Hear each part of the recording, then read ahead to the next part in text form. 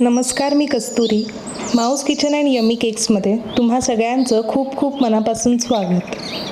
आज मुद्दामून चेहरा दाखवूया म्हटलं, कारण गावी आल्यावर काय आनंद होतो हे तुम्हाला दाखवायचं होतं.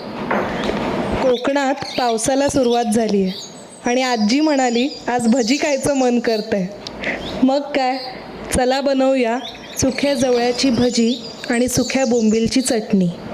1 वाटी सुका जवळा भाजून घेऊया.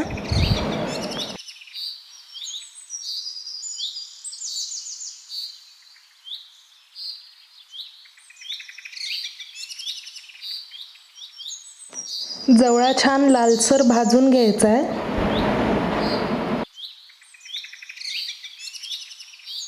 त्यानंतर पाखडून त्यातील कचरा आपण बाजूला करून घेऊया.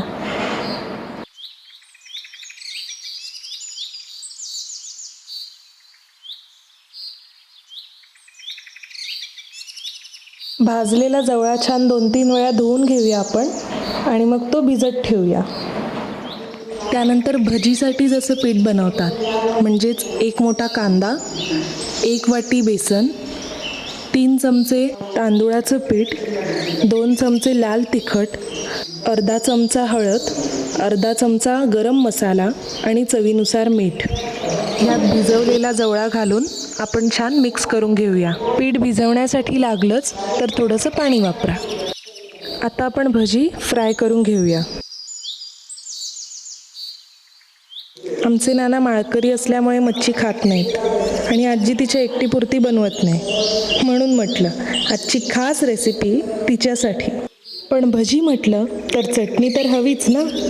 सुक्या बोंबिलाची चटणी बनवण्यासाठी आपल्याला सुकं खोबरं, लसूण आणि सुके बोंबील समप्रमाणात घ्यायचं आहे. थोडंसं तेल घालून छान लालसर भाजून घेऊया.